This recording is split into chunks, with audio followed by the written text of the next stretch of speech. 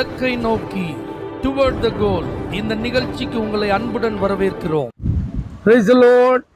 ஆண்டவராகிய இயேசுவின் இனிய நாமத்தில் இந்த புதிய நாளிலே உங்கள் எல்லாருக்கும் அன்பின் வாழ்த்துக்கள். 1 ராஜாக்கள் 19ஆம் அதிகாரம் 9ஆம் வசனம். எலியாவே, இங்கே உனக்கு என்ன காரியம் என்றார்.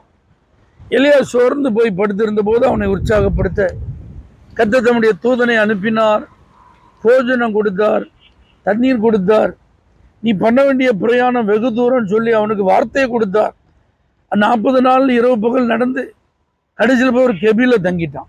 அப்போதான் கர்த்தருடைய வார்த்தை அவனுக்கு உண்டாகி ஆண்டவன் பேரை சொல்லி, இங்கே உனக்கு என்ன காரியம் அப்படின்னு கேட்குறேன்.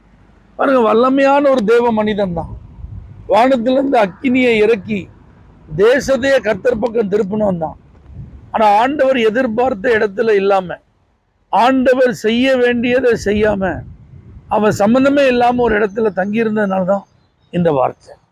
அவன் நல்லா புரிஞ்சுக்கோங்க, ஒரு காலத்தில் நம்ம எப்படி இருந்தோம், நம்மை ஆண்டவர் எப்படி பயன்படுத்தினார், நம் மூலமாய் தேவனுடைய நாமம் எப்படி மகிமைப்பட்டது, நம்ம எவ்வளோ பெரிய சாதனையை செஞ்சோம், அதெல்லாம் ஒரு பக்கம் இருந்தாலும் இன்னைக்கு நம்ம என்ன செஞ்சிட்டு இருக்கோம், இன்னைக்கு நம்ம எங்கே இருக்கோம், இன்னைக்கும் தேவ திட்டத்தின்படி நாம் வாழ்கிறோமா, தேவ சித்தத்தை நாம் நிறைவேற்றுகிறோமா? நீங்கள் படிக்கிற இடம் உண்மையிலே கர்த்தர் உங்களை வச்சிருக்கிற இடம் தானா? நீங்கள் வேலை பார்க்குறதுல உண்மையிலே கர்த்தருடைய சித்தத்தை தான் நிறைவேற்றிட்டு இருக்கீங்களா? நீங்கள் தேர்வு செய்த ஒவ்வொரு காரியங்களும் தேவன் உங்களுக்காக முன்குறித்தது தானா?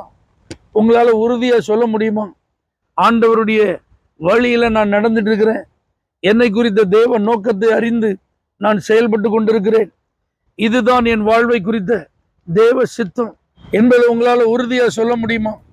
இந்த எலியா, அவன் செய்ய வேண்டிய காரியங்கள் இருக்கிறது, அவன் மூலமாய் கர்த்தர் நிறைவேற்ற வேண்டிய சில வேலைகள் இருக்கிறது. ஆனால் அவனும் சம்பந்தம் இல்லாத ஒரு இடத்துல உட்கார்ந்துருக்கான்.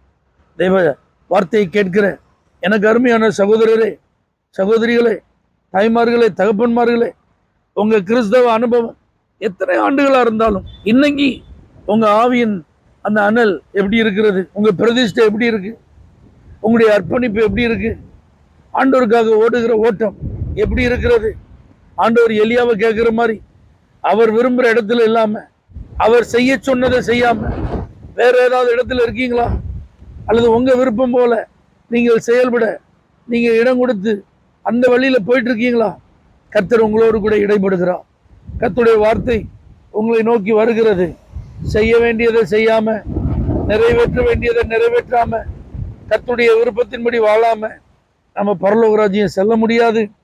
அர்ப்பணிப்போம், நம்முடைய பிரதிஷ்டையை திரும்பி பார்ப்போம். ஆரம்பத்தில் நாம் ஆண்டவருக்காக காண்பித்த அந்த வைராக்கியத்தை மறுபடி தட்டி எழுப்புவோம்.